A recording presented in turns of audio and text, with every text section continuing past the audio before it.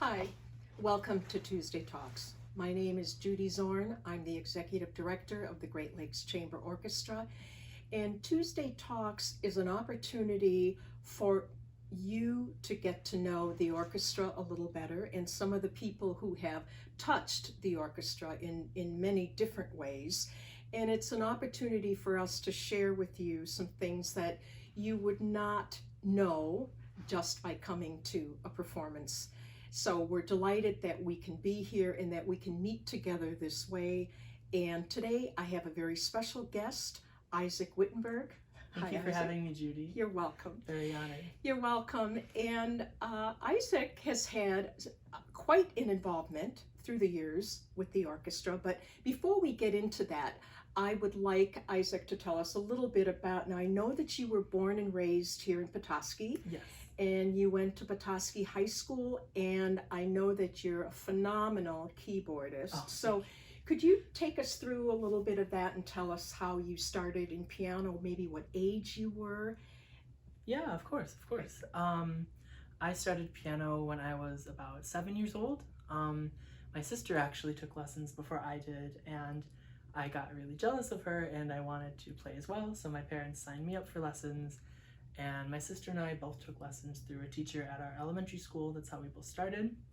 And she stopped taking lessons after a couple of years, but I just kept going. And around 7th grade, I started taking lessons with Michelle Mitchum, who's also been involved with the orchestra. Yes. And she was a phenomenal teacher. She helped me grow so much. And I took a couple lessons at Western Michigan University my first year. I was a piano major, but since then I've focused on other things. Right. Yeah. And so after high school, then you had some choices for college. Yeah. And decided to go to Western. Yes. And like you just mentioned, you were a piano performance major at Western. And oh my goodness, Isaac, that took a very different turn after or during that first year.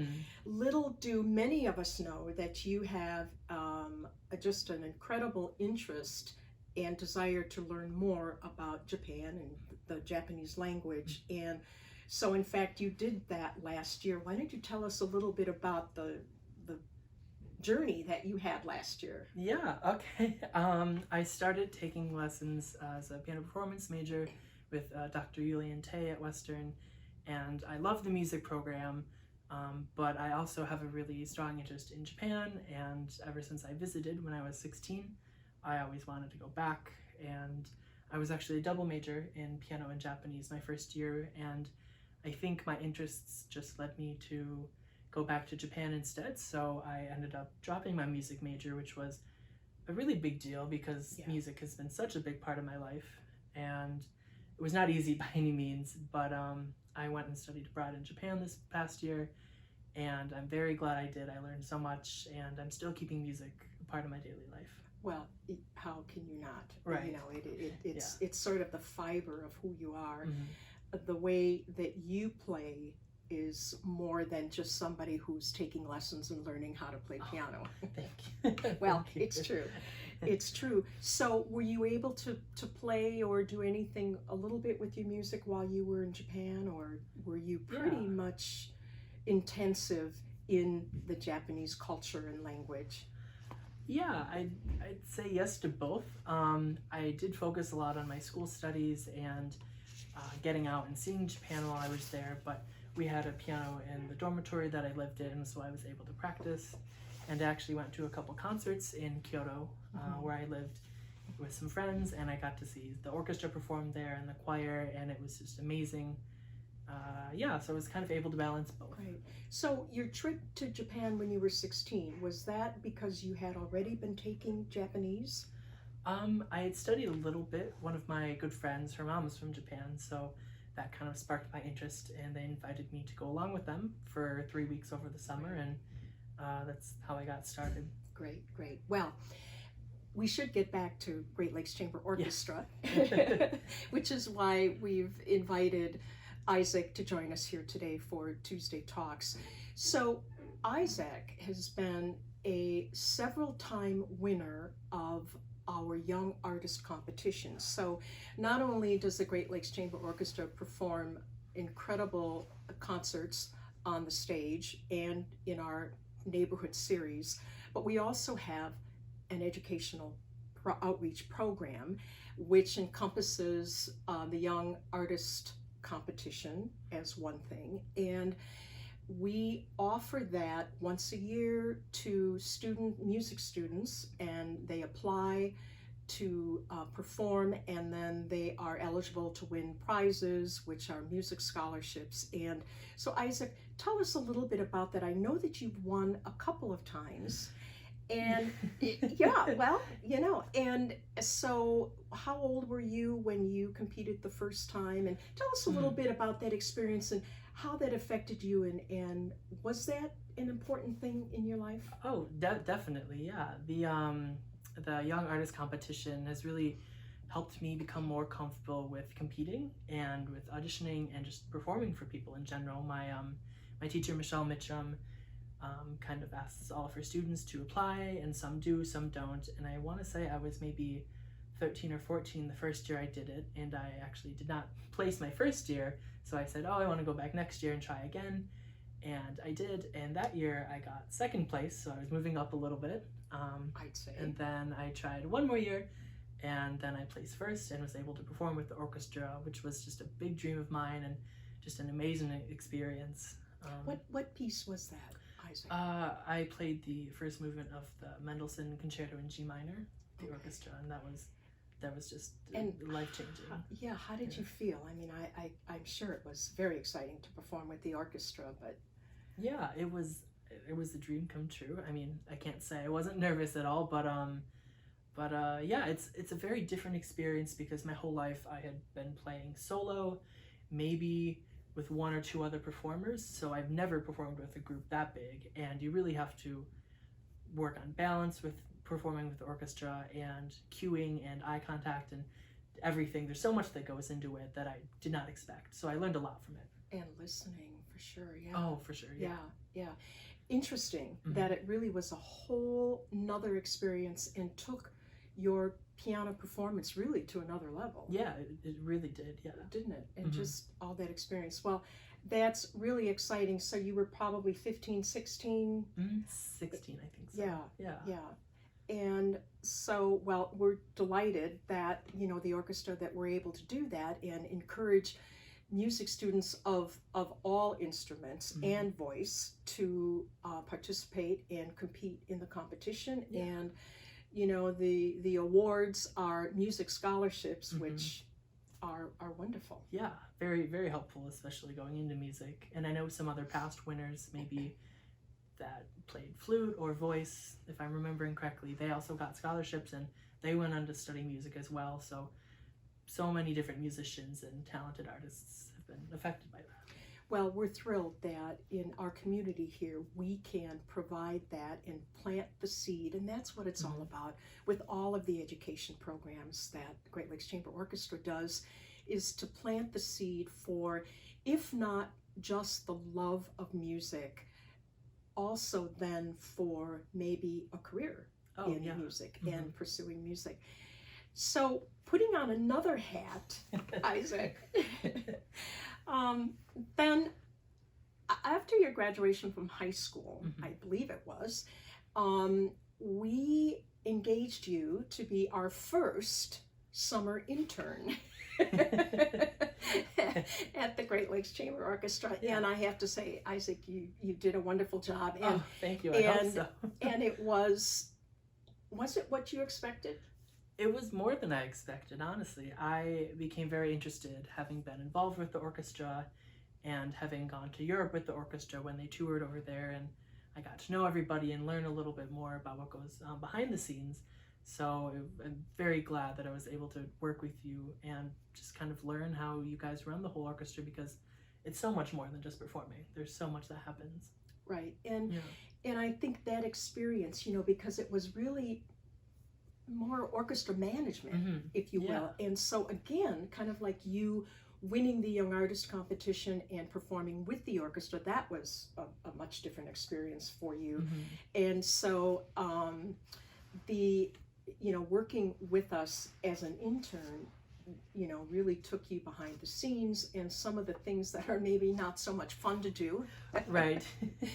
and might be pretty mundane or whatever, but are definitely necessary. And you were able to see how all the different pieces fit together with the orchestra, and making sure that when that curtain goes up, there's something that is going to happen, and the orchestra is there, the audience is there, the music is there, the chairs are set up, all of that kind of thing. Well, it was delightful to have you for that summer, and I was just so glad that you could be part of that, especially having grown up here and knowing the orchestra so well and being part of the Young Artist competition. It was a great experience, and I learned so much from it. Great.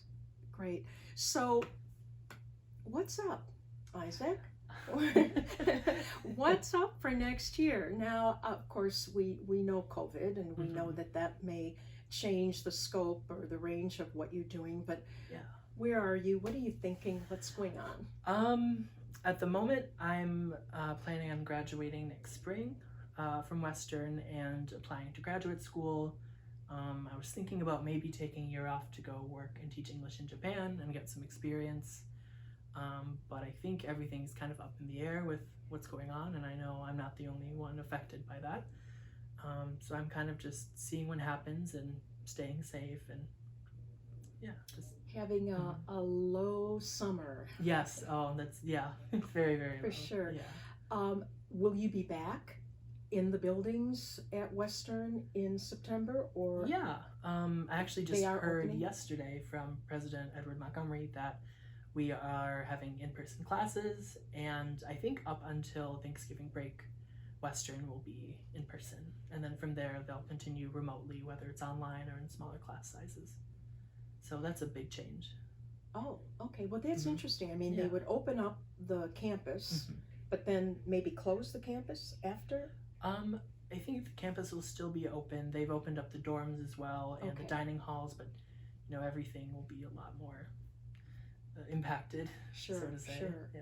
Do you have an option whether you can actually physically go back there or do your classes online?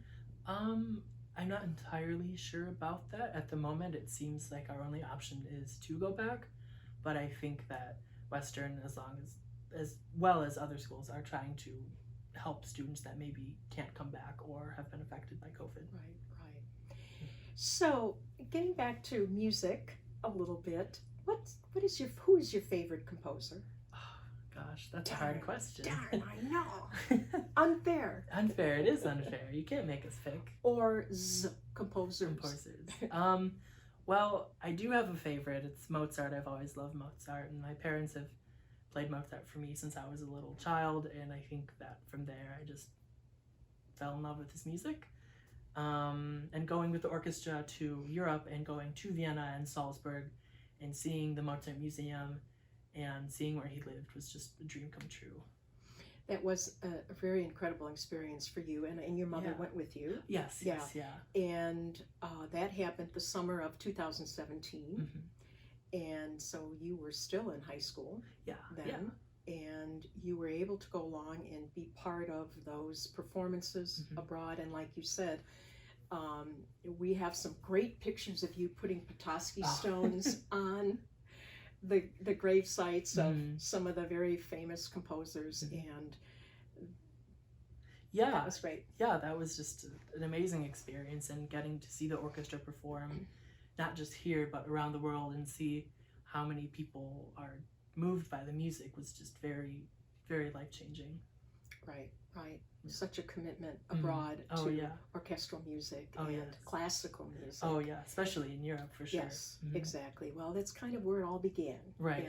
And then we luckily brought it all over here, and so that's really wonderful. How do you like the Great Lakes Center for the Arts? I know you've been there a number of times. Yeah, I'm in love with the space. I think, especially for the orchestra, it's a perfect place to perform. I mean, the orchestra also performs in Bayview, but I think there's such a big difference between Bayview, which seems more traditional, and the Center for the Arts, which is very new and modern, and it's just a beautiful space, and I've been fortunate to see a couple concerts there, and yeah, I think the new Center for the Arts is just amazing. Great. Yeah. Yeah. We do, and the orchestra enjoys performing there, and the audience, Oh yes. like you say, certainly loves to go there. So It's a bigger space, I think, as well. So it's yeah, good. exactly. So you're writing out the summer, Yes. as it will. Are you practicing at all? Are you playing? Yeah, I've been working on some music in my free time, and I've been trying to compose as well. I've been a little bit busy, but yeah, I'm still making time for music, of course, and I wish there were summer concerts going on, but we're all doing our best. Isaac, guess where we're sitting? In front of my Guess what I'm looking at now? Yeah. Would you just give us a couple of measures or a page or two of something? Sure, yeah. I would All right. love that. Okay. Perfect. Okay, and while Isaac is getting his fingers limbered up, I want to thank you again for being part of Tuesday Talks and getting to know us better, and I hope that you are enjoying that. All right, Isaac? I'll play a couple measures of the Allemande from George Frederick Handel's Suite in D minor. Okay, perfect.